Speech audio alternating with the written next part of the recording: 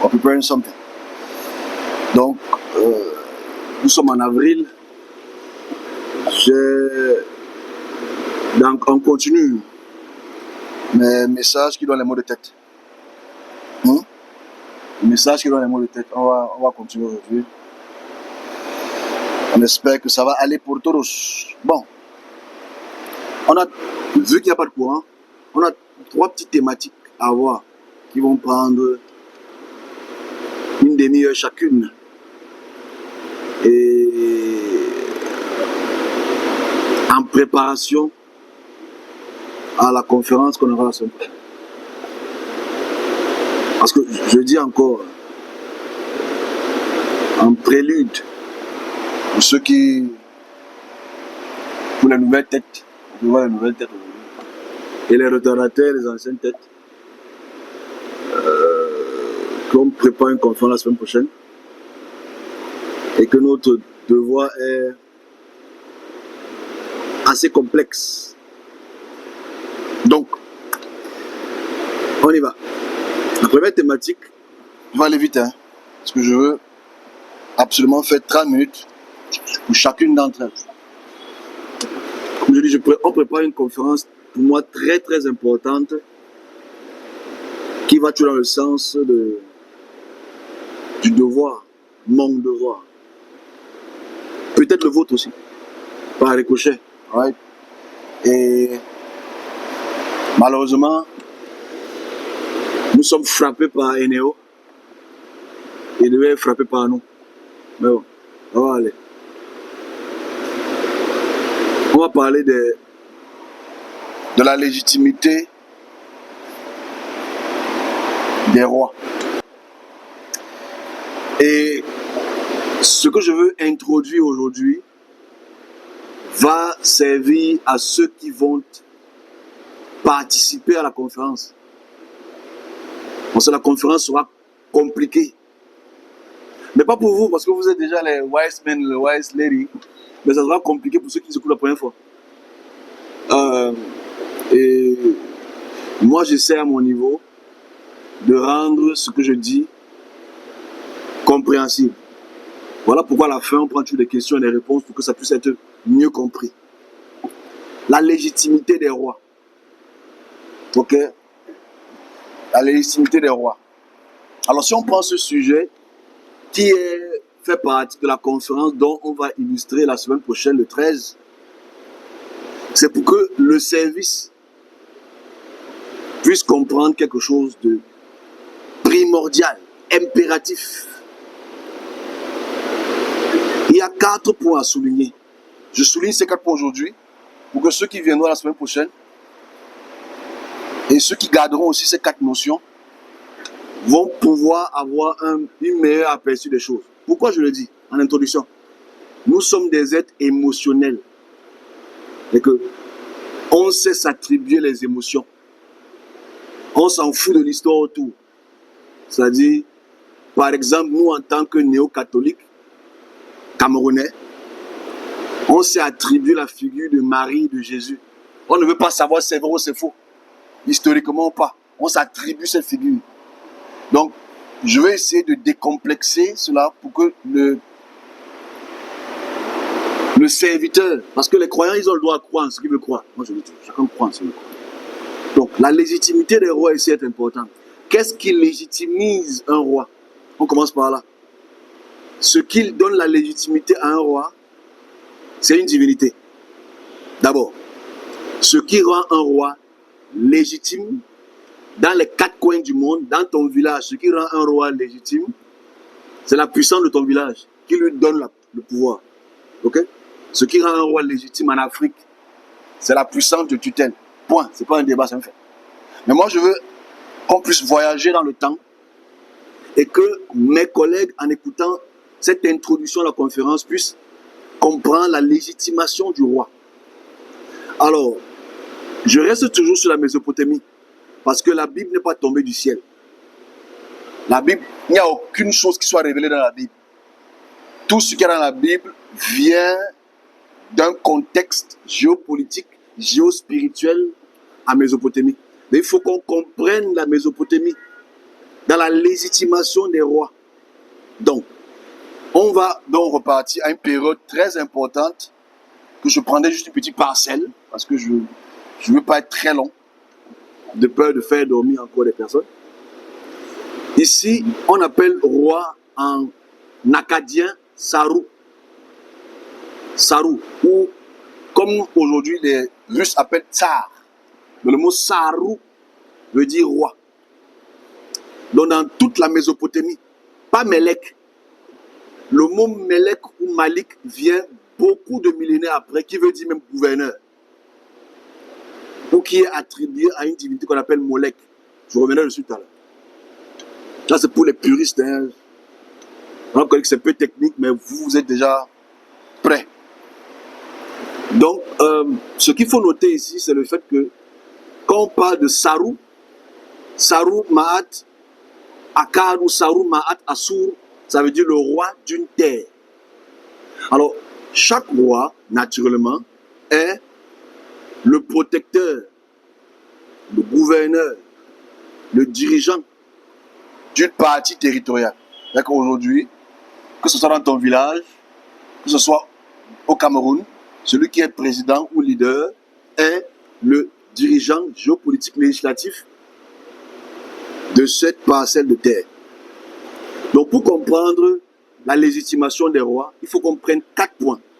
Ça va nous permettre de comprendre la semaine prochaine. Parce que je veux un peu, si on fait une conférence sur les rois et ce qui les entoure la semaine prochaine, en 1h30, on ne peut pas tout comprendre. C'est des conférences qui doivent être même pendant près de 3 mois, tous les dimanches. Et je ne pense pas que les gens ici viennent pour leurs problèmes. Ils ne viennent pas pour écouter les conférences. Pourtant, moi, je suis appelé à faire les conférences. Mais il faut choisir. Il y a une église là-bas au fond. C'est prière matin, midi, soir. Parler en langue, matin, midi, soir. Voilà. Faites clair, hein? Ça énerve. Il y a une seule chose à faire. Écoute. Donc, il y a 4 choses à prendre en considération dans notre discussion. 4 points.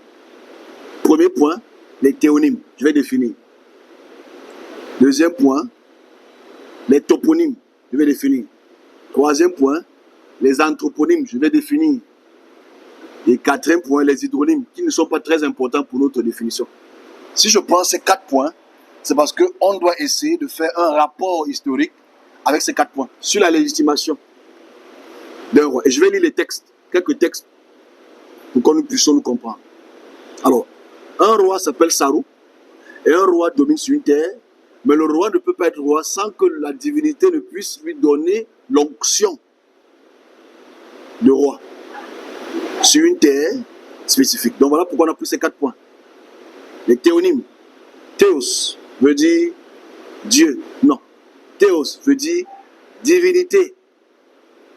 Donc quand on parle des théonymes, ça veut dire les noms des divinités. Donc on commence à voir par les théonymes.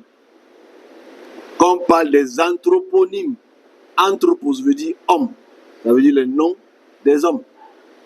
Quand on parle de topos, toponyme, ça veut dire les noms des lieux territoriaux, les noms des lieux géographiques. Et quand on dit hydronyme, ça veut dire les noms des cours d'eau.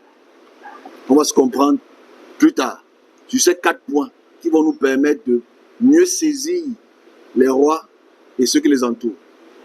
Alors, ici, on doit d'abord commencer par les théonymes. C'est-à-dire, quel est le nom de la divinité? Ou quel est le nom du Dieu? Ou des dieux? Parce qu'on doit définir ces points-là.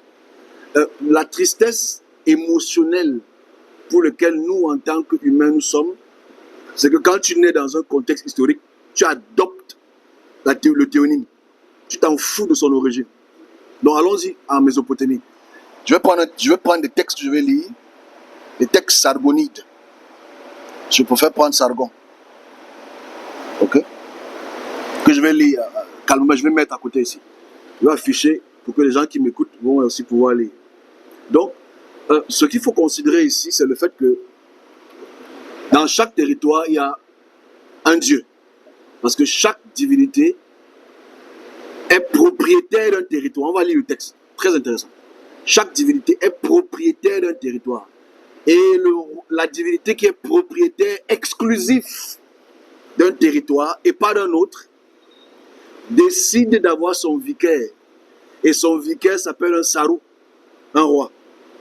Parce que le roi est toujours et uniquement à l'image de la divinité.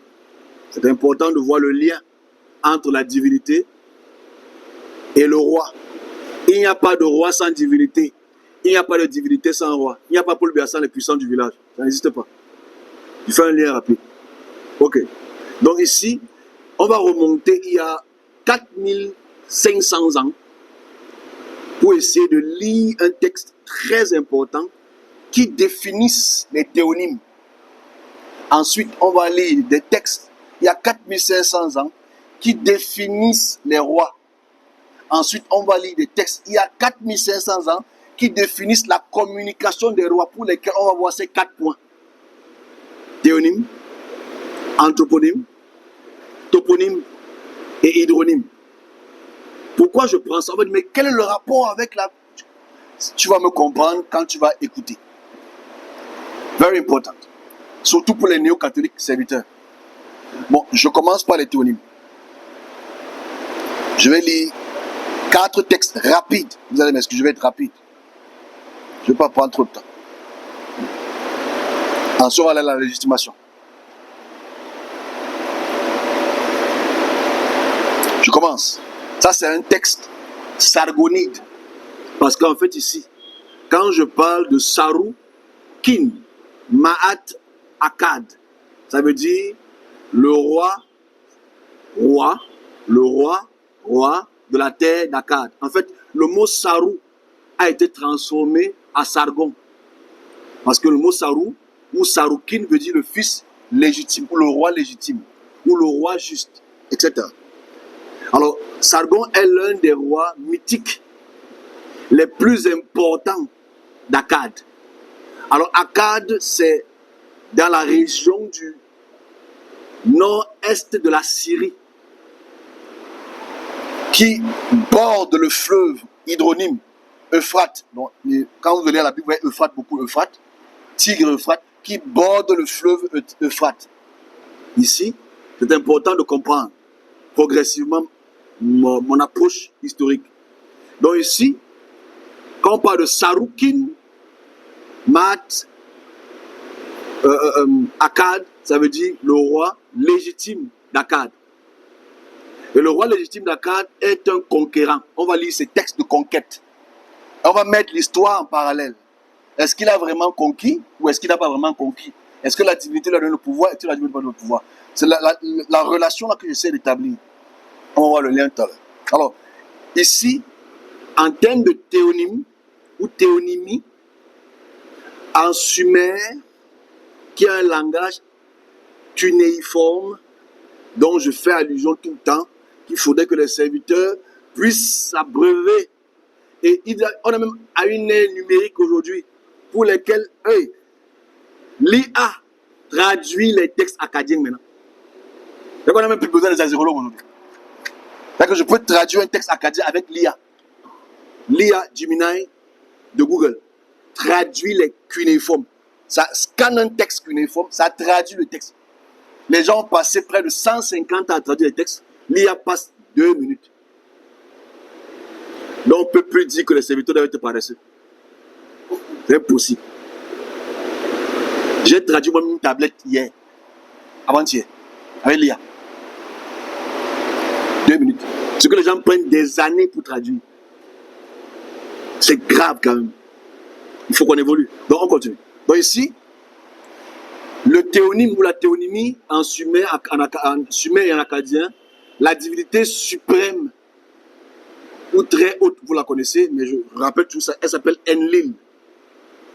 En acadien, c'est Ilou. Donc tout le monde connaît Ilou. Mais Enlil et Ilou, c'est la même divinité. C'est une question de sémantique.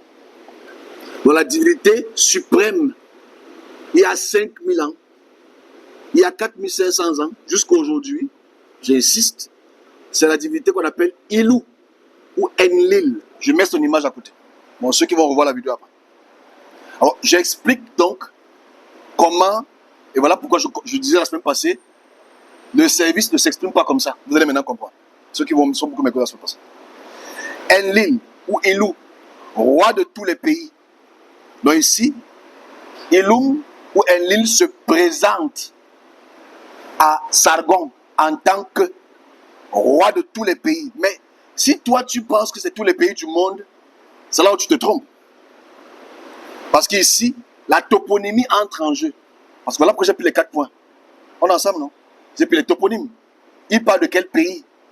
J'ai pris les hydronymes, on voit les hydronymes tout à l'heure. Il parle de quel fleuve? Là, tu vas savoir quelles sont les frontières et la relation que ça a avec ce dont je fais allusion. Roi de tous les pays, père de tous les dieux. Donc lui, il est père de tous les dieux. Ça veut dire qu'il est le Dieu très haut. Alright? Et son décret inébranlable, ça veut dire ça n'est inchangeable. Personne ne peut le toucher. Avait délimité les frontières entre Ningirsu, le dieu de Lagash, et Shara, le dieu d'Uma. Ça veut dire c'est Enlil qui délimite les terres. Ça veut dire c'est lui qui décide qui est un dieu tutélaire dans telle région ou telle région. Regardez les mots anthroponyme, toponyme et théonyme. Meslim, roi de Kish, la traça sous l'inspiration du dieu Ishtaran et érigea une stèle en ce lieu. Mais Ush, l'ainsi d'Uma, violant à la fois la décision divine à une promesse humaine, arracha la stèle à la frontière et pénétra dans le district de palais de Lagash. Bon, Lagash, c'est un roi, ok, qui est à Sipar. Alors, Ningirsu, le champion d'Enlil, ça veut dire celui donc Enlil a mis en avant dans le territoire, suivant la prescription de ce dernier, déclara la guerre aux gens d'Uma sous ordre d'Enlil. C'est-à-dire qu'en fait, Enlil, qui est le Dieu suprême, décide de faire les guerres à qui il veut faire les guerres. On va faire le lien plus tard. Et jeta sur eux le grand filet et établi dans la plaine de Tumuli funéraire. Ça veut dire qu'en fait, c'est lui qui apprend les morts. C'est lui qui tue les peuples. C'est lui qui tue les populations. Je lis notre texte. Toujours dans le sens toponyme. Enlil, Wilou, quand tu as délimité les espaces sacrés, c'est-à-dire que c'est lui qui délimite les espaces sacrés, tu as aussi construit Nippur, gardons le mot Nippur, ça va nous servir plus tard peut-être. Ta propre ville, c'est-à-dire qu'en fait la ville de Nippur était une ville sainte. Donc, où est Ur? Où est Nippur? On va délimiter ça peut-être tout à l'heure. Le Kiur, la montagne de ton lieu pur, c'est-à-dire qu'en fait, le mot Kodesh, ou Kadosh, ou Kitsu, Har Kitsu, ça veut dire que les montagnes pures. Les montagnes pures, ça n'a pas commencé avec le Horeb. Ok? Tu as fondé le Dur Anki, ça veut dire la terre des dieux célestes. An. Au milieu des 4 rives. 4 rives, c'est très important. Alors ici, maintenant, si tu as compris le premier texte d'Enlil, tu devrais comprendre le deuxième texte d'Enlil pour lequel on a subdivisé avec les théonymes et les hydronymes. Parce qu'on parle des 4 fleuves. Les fleuves. Hydros. Hydros veut dire eau. Nîmes, le nom des fleuves. On y va.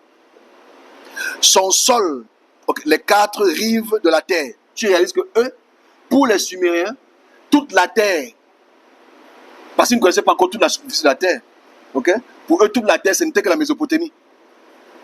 Donc voilà pourquoi quand les gens disent créateur du ciel et de la terre, les gens ne savent pas que quand eux ils parlent d'une circonscription spécifique. Pas toute la terre. Donc il faut dire ça d'abord. Mais on va se comprendre un jour, j'espère. Les rives de la terre, son sol est la vie du pays, c'est-à-dire le Sumer, et la vie de tous les pays étrangers. Ces briques sont d'un rouge brillant. Ces briques, ça veut dire qu'en fait, à cette période, on construit avec les briques. Si tu comprends les briques, tu vas comprendre un texte biblique. C'est-à-dire, on construit les ziggourats avec des briques, les temples, les ziggourats. Babel, on va comprendre ça plus tard, si on revient dessus un jour. Ces fondations sont Lapis Lazuli. Tu l'as fait scintiller au loin de Sumer. Ça veut dire qu'en fait, tu vois ça de loin. Ça veut dire que quand il construit la ziggourate, tu vois la ziggourate de très loin. Tu vois la montagne de très loin. Comme si c'était des cornes. La pyramide. On est ensemble. On est ensemble. Les cornes. Ok? Cornes. Tu vois des cornes de loin, n'est-ce pas? Comme si c'était des cornes d'un taureau sauvage. il fait trembler et craindre les autres pays. C'est-à-dire que quand tu viens à Sumer, tu vois la ziggourate, tu trembles devant le Dieu Enlil. Je vais mettre la photo de la ziggourate ici pour que les gens puissent écouter, ceux qui ne connaissent peut-être pas. Pendant ces grandes fêtes, les gens passent leur temps dans l'abondance. Avec Enlil apporte l'abondance. Je lis encore un texte, après je laisse parce qu'il y en a beaucoup d'autres. Enlil a beaucoup parlé. Enlil, ou Ilou, son autorité porte loin. Sa parole est sublime et sainte. Ce qu'il décide est imprescriptible. Ouh, ça c'est fort. Mais si tu lis ça avant, tu vas commencer à parler en langue. Il assigne à jamais la destinée des êtres. C'est lui qui décide des êtres. Ça c'est un beau passage ici. Si tu lis ça, tu vas te rapprocher d'Ésaïe. Beaucoup. Ses yeux scrutent la terre entière. Ça, je pense que vous connaissez les textes fameux d'Ésaïe, etc. Pour lesquels ses yeux scrutent la terre. On parle d'Enlil. Son éclat pénètre au fond des pays. Lorsque le vénérable Enlil s'installe en majesté sur son trône, donc Enlil, je mettrai le trône d'Enlil ici. Donc en fait, Enlil, c'est une divinité qui s'assoit sur un trône. Toujours Ésaïe. Et je sais Ésaïe parce que Ésaïe, c'est écrit une période assyrienne. C'est important de comprendre les points assyriens ici. Il s'installe sur sa majesté, son trône sacré et sublime, lorsqu'il exerce à la perfection ses pouvoirs de seigneur. Donc on appelait Enlil Seigneur, Baal ou Bel. C'est pas tout. Parce que, s'il vous plaît, ce texte-ci a 4500 ans. C'est important de voir le point ici. Voilà pourquoi j'insiste sur Saru, Kin, Maat, Assur ou Akkad. Ça veut dire ici, le roi. Je recommence encore. Lorsque le vénérable Enlil s'installe en majesté sur son trône, sacré et sublime, lorsqu'il exerce la perfection ses pouvoirs de seigneur et de roi, ça veut dire Enlil est roi, Enlil est seigneur, Enlil est seigneur, Enlil est roi. Spontanément, les dieux se prosternent. Ça veut dire c'est la divinité pour laquelle toute autre divinité se prosterne. Toujours Ésaïe. Devant lui, obéit sans discuter ses ordres. Il est le grand et puissant souverain qui domine le ciel et la terre, qui sait tout et comprend tout. Là, c'est le texte que j'aime beaucoup. Je vais mettre le texte là ici, pour que ceux qui veulent lire, lisent. Parce qu'en fait, ce texte est la symbiose de ce qu'on appelle un théonyme et son exercice sur un toponyme. Ok. Ici, on a lu un très beau texte. Je lis toujours Enlil, c'est elle. La divinité Enlil, c'est elle. C'est la divinité qui sublime toute la Mésopotamie, pour lequel le temple qui est encore existant aujourd'hui, à Sippar, à Mari, et même à Bagdad, on retrouve toujours les temples d'Enlil, que je mettrai à côté ici. Alors, ici on a introduit un super sujet, le temps est contre nous, je vais aller très vite. On a introduit un très bon sujet sur ce théonyme. Donc, la véritable question qu'on doit se poser en amont, c'est est-ce que ce théonyme a dominé toute la topographie mésopotamienne? On n'est plus dans le débat. Il le dit. Est-ce qu'on peut corroborer l'histoire? Effectivement, on peut corroborer l'histoire. Parce qu'on sait que les rois assyriens, akkadiens et babyloniens qui adoraient Enlil ont dominé toutes les terres. Donc, ce n'est pas un débat historique, c'est un fait. On va maintenant sur un deuxième point. Rapidement. Le roi. Le roi a été choisi par la divinité pour être roi. Donc, je vais lire ce premier roi, ou l'un de ces premiers rois, Sargon, toujours sur Sargon, parce que je vais prendre d'autres rois avec des textes sublimes des textes. Je vais prendre un texte. Et j'aimerais avoir, à travers votre regard, si vous allez reconnaître le texte ici quelque part, parce qu'il est possible, probable, que vous puissiez reconnaître le texte. Probable, hein? Alors, Sargon est un roi qui se dit être légitime. Il dit qu'il est le roi légitime. Il dit qu'il est le roi légal. Il dit qu'il n'y a aucun autre roi à part lui. Il est le roi de la terre. On va voir ce texte, hein, très intéressant. Et je vais lire sa naissance. La naissance de Sargon. Pour nous tous. On y va. Ma mère était une grande prêtresse. Pardon, excusez. Je mets le texte à côté. Ma mère était une grande prêtresse. Mon père, je ne le connais pas. Les frères de mon père campèrent dans la montagne. Ma ville natale, Azuripano, sur le bord de l'Euphrate. Regardons le mot Euphrate, ça va beaucoup nous aider. Ma mère, la grande prêtresse, me conçut et m'enfanta en secret. Elle me déposa dans une corbeille de rousseau, dont elle scella l'ouverture avec du bitume. Elle me lança sur le fleuve sans que je ne puisse me l'empêcher. Le bébé a été mis dans un panier, dans un fleuve. Le fleuve me porta. Il m'apporta jusqu'à Aki, le puiseur d'eau. Aki, le puiseur d'eau, me retira, naturellement du fleuve, et plongeait son seau. Aki, le puiseur d'eau, m'adopta comme son fils et m'éleva. Aki, le puiseur d'eau, m'enseigna son métier de jardinier. Alors que j'étais jardinier, la déesse Ishtar se prit d'amour pour moi, et ainsi j'exerce la royauté pendant 56 ans.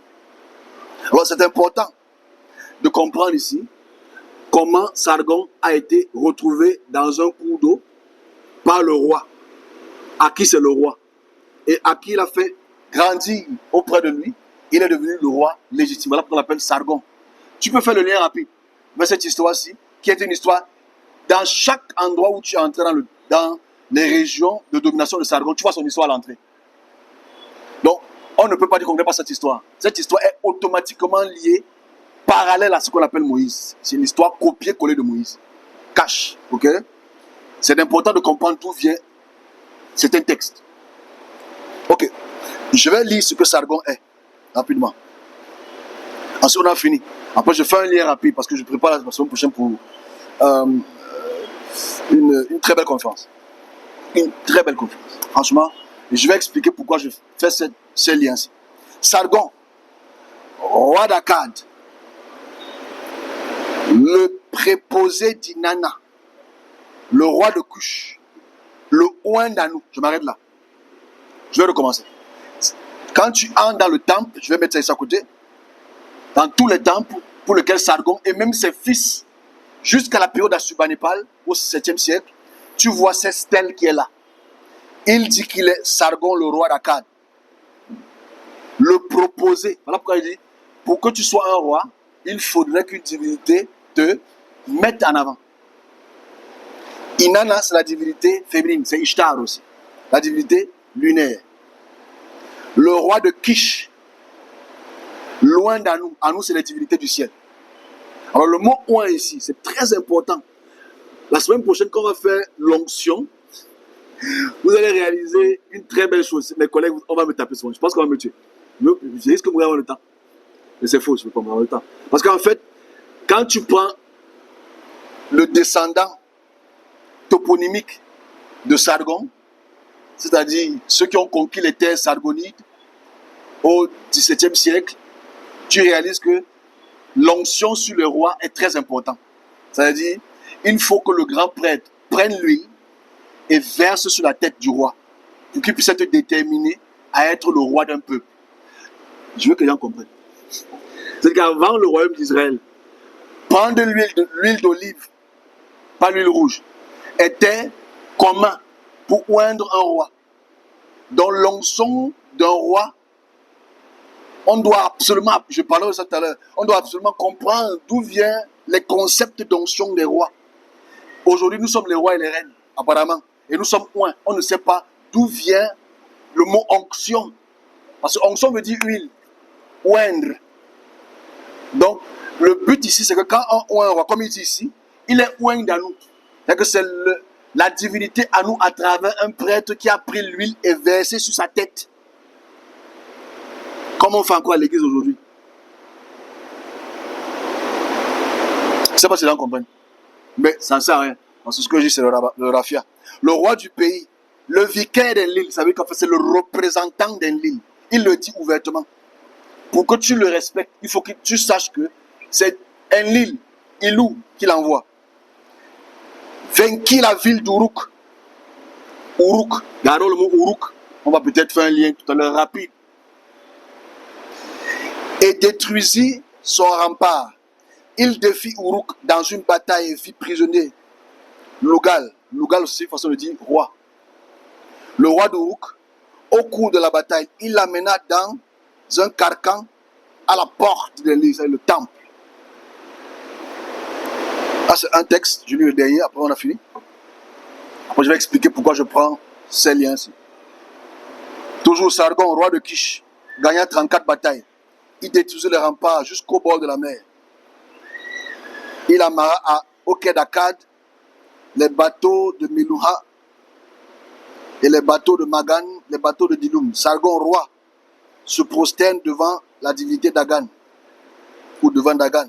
Dagan lui donna le pays supérieur. C'est-à-dire, quel pays supérieur? Mari, Yémoutri, Elba, jusqu'aux forêts de cèdres, au mont d'argent. Alors ici, on voit quelque chose de très important. J'ai fini pour expliquer deux ou trois choses en 30 minutes. Maintenant, je vais entrer dans certaines explications pour qu'on puisse comprendre pourquoi je prends cette thématique. Très important. Ne fiez pas la connaissance. C'est le péché le plus stupide au monde. De fuir la connaissance. Alors, ici, Enlil ou Ilou ou Elle est la divinité de Nippur. Le roi est oint et domine sur les terres. Le roi reçoit les messages de la divinité par elle-même, ou par lui-même, pardon, par les prophètes, ou les messagers, ou les mouroum, les apelum, comme j'ai dit la semaine passée. Voilà à peu près la fonction des dieux sur un territoire et des rois sur un territoire. Ici, on ne débat pas sur la victoire de Sargon sur les peuples. Historiquement, c'est un fait. Maintenant, je veux faire, avant que la conférence soit la semaine prochaine, que vous puissiez comprendre, parce que je vais prendre plus d'exemples, amplement des exemples. Pourquoi est-ce que on me demande de parler de ça aux serviteurs? Pas à vous. Vous, allez prier Marie, Joseph, Saint-Père, whatever. C'est votre droit. Mais le serviteur ne doit pas être dans certaines directives, dans certaines affirmations, dans certaines communications. Première chose, parlons de la Bible en 5 minutes. Pour que vous puissiez faire un rapport rapide. La Bible. Parce que la Bible, pour moi, a un lien émotionnel avec l'Africain. La Bible a un lien émotionnel. Et quand tu as les problèmes, tu as mal au ventre, tu mets la Bible sur ton ventre. C'est un lien émotionnel. Quand un esprit t'attaque, tu mets ça sous l'oreille. C'est émotionnel. N'oublie pas que ce n'est que du papier. Ok? C'est un lien émotionnel. Très important, cette émotion. Ce lien émotionnel qui nous a bercé depuis des centaines d'années, on ne sait pas se détacher. Alors, après, j'ai dit au départ, le facteur et le problème majeur, c'est que on prend des figures non historiques et on se les attribue. C'est qu'on prend Moïse. Oh, Moïse, tu ne prends pas la peine de comprendre l'histoire autour. Si Moïse a existé ou pas, tu te l'attribues. Tu t'en fous si Jésus c'est le Fils de Dieu. Parce que j'ai une petite histoire avec mon fils. Il causait avec ses amis en classe de Marie. Donc, mon fils ne savait pas. Enfin, il a dit ce qu'il avait à dire, mais ses amis allaient le taper. Donc, gronder. Ils essayaient de faire comprendre à mon fils que Marie, c'est la mère de Dieu. Mon fils dit que comment Dieu a tout créé et Marie, c'est sa mère. Tu ne peux pas comprendre. Tu réalises qu'en fait, les gamins de 6-7 ans ont déjà des notions émotionnelles, pas rationnelles. Parce qu'on oublie que le spirituel est rationnel. Donc, la Bible, il faut comprendre que la Bible n'est pas tombée du ciel. La Bible n'est pas venue par révélation. La Bible, c'est une construction historique d'un peuple. Je recommence encore. La Bible, c'est une construction historique d'un peuple que tu t'es attribué. Parce que aujourd'hui, la plupart des chrétiens sont israélites. On se comprend? Parce que tu lis ça depuis que tu es petit, tu t'attribues que tu es israélien. Mon frère, tu es noir. tu es Bangangté, tu es Sawa, tu es Bamileke, tu es du Nord. On s'est attribué cela. Et quand on s'attribue cela, on enlève le facteur compréhension et connaissance. On met le facteur émotionnel. Allons-y. La Bible a 3 parties importantes. La création, on parlera de ça quelques minutes. La dispersion et les rois, pour lesquels la Bible hébraïque est subdivisée en 3. Ok? C'est-à-dire que la Tanakh, Torah, Nevi'im, Ketuvim. Je ne vais pas là pour parler de ça. Je vais diviser ça à ma manière. La création. Dans la création, la divinité s'appelle comment? Voilà pourquoi je fais le lien. Ceux qui ont écouté peut-être. Okay. Le lien, quand tu prends la Bible hébraïque, dans la partie de la création, comment est-ce que le Dieu s'appelle? Toi, tu vas me dire Jésus. C'est ça le problème. C'est que tu t'as attribué la figure christique. Non, dans la Bible, c'est écrit Enlil. Enfin, Elohim. Elohim, c'est Elle. Elle, c'est Enlil. Donc, la toponymie, la théonymie, l'anthroponymie sont déjà identiques. C'est-à-dire, dans la Bible, le Dieu de la Bible là s'appelle Enlil. Il s'appelle Ilou. Est-ce que tu le sais? Non. Ton pasteur ne peut pas te le dire parce qu'il ne connaît rien. Et s'il connaît, il te le cache. Ah, c'est le 1. Donc, le nom des divinités dans les 10 premiers chapitres s'appelle Elle. Voilà même pourquoi le nom de ton pays, c'est Israël. Parce que tu es israélien. Israël. Parce qu'en fait, tous les pays subdivisés dans cette partie de la Mésopotamie avaient le nom Elle. Est-ce qu'on se comprend? Enfin, je sais, ils vont me comprendre, mais ils vont, on s'en fout de ça. On a la révélation. C'est ça le problème. Deuxième partie, c'est la dispersion. Ok? La dispersion des sacrifices. On réalise qu'à partir du chapitre 4, on voit qu'il y a des sacrifices. Caïn et Abel. Même si c'est incohérent. Parce que, à partir du chapitre 2, il y a d'abord toute la Bible, c'est incohérent. Ok? Mais allons à Caïn et Abel. Caïn et Abel, c'est 2 êtres qui ont fait un sacrifice. À qui? À elle. Parce qu'elle aime les sacrifices. On verra ça peut-être la semaine prochaine. On va prendre beaucoup d'exemples. Et forcément, le monde sacrificiel est très important à prendre en considération parce que de chapitre 4 jusqu'à tout l'Ancien Testament, le sacrifice fait partie des notions pour lesquelles la divinité a besoin de manger. Quand on reviendra sur la libération tout à l'heure, on parlera ça avec beaucoup d'amplitude. Troisième chose, après les sacrifices, parce que à partir du chapitre 7-6, on voit les sacrifices pour lesquels Noé a fait, pour lesquels Abraham fait. À qui? Abraham fait le sacrifice à qui? À Enlil. On revient sur la toponymie. Abraham vient d'où? Mais vous le savez. Eux ne le savent pas. Abraham vient de Our. La divinité de Our s'appelle qui? Et ils ne le savent pas. C'est ça le problème. Voilà pourquoi ceux qui m'écoutent disent non, le travail c'est difficile parce que le cerveau c'est comme la pierre. Le peuple abrahamite vient d'où? Ils viennent de Our. Ils viennent de Our. Our. La divinité de Our c'est qui? Enlil. Je prends comme un relief pour montrer tous les territoires pour lesquels il dit qu'il est dominateur. Avant même qu'Abraham, Isaac et Jacob ne soient quoi que ce soit. Donc, Our et la divinité Enlil demandent le sacrifice. Le dernier point sur la Bible, parce que je vais faire un résumé, c'est le facteur le plus important, c'est le roi et les divinités et les prophètes. Ça veut dire, aujourd'hui, on sait que David, c'est le roi le plus puissant de la terre. Tu le sais. Salomon, c'est le roi le plus intelligent du monde. C'est qu'en fait, il n'y a pas eu quelqu'un d'intelligent plus que Salomon. Parce que tu n'as que lu Salomon. Tu n'as que lu David.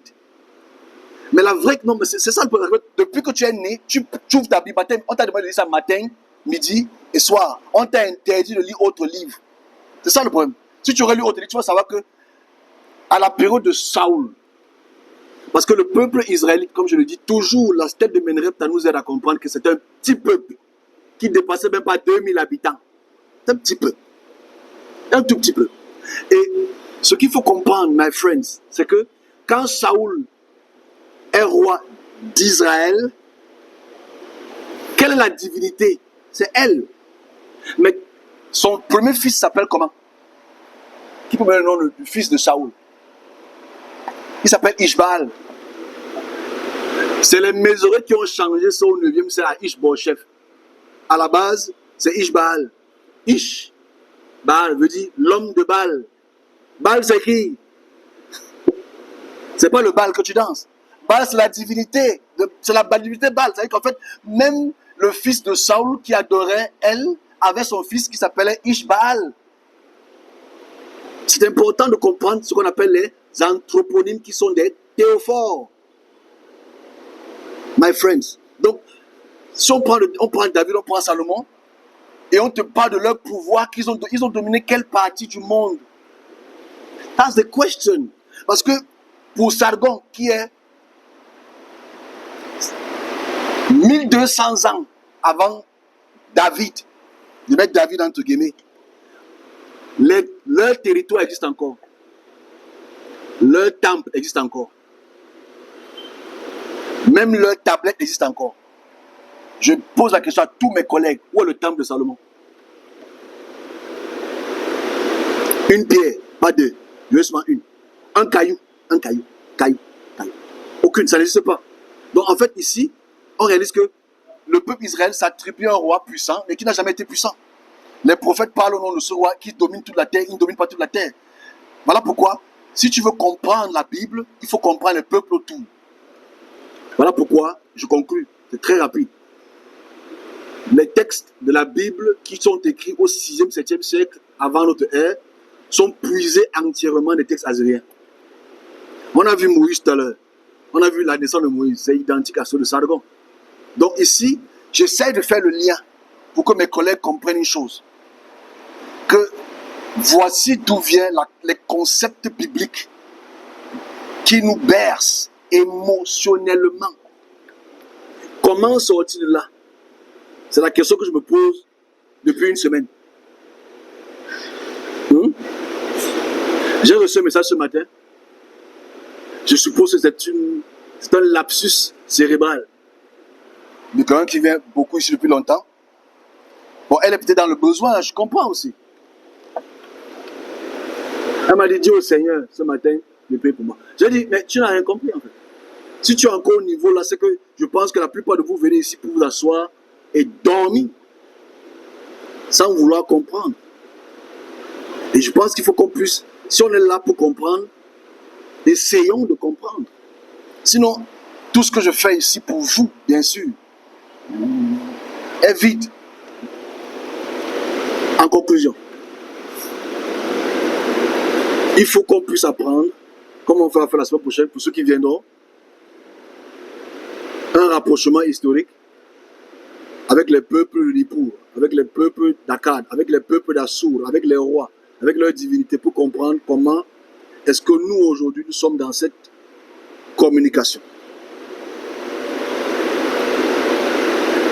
Certains serviteurs de Dieu ont vu, et je vais me le découper et le rappeler encore, sur les dîmes de la loi. Parce que ce que je n'ai peut-être pas expliqué avec longueur que je vais faire la semaine prochaine, c'est que quand on parle de toponyme, il faut qu'on parle le nom du Dieu, le nom de la divinité, les temples sur le territoire, les lois sur le territoire, les exécutions sur ce territoire. Et en comprenant cela, il est facile pour nous de faire un lien rapide dans la compréhension, pas dans l'émotion. Je m'arrête là, franchement, pour aujourd'hui, mais je reviendrai sur la dîme une prochaine fois. Parce que je pense que certaines personnes ont vu cela, ils ont fui. Ils ont vu ce qu'on appelle le mixum, ils ont fui. Ils ne sont même pas restés 30 secondes sur ça.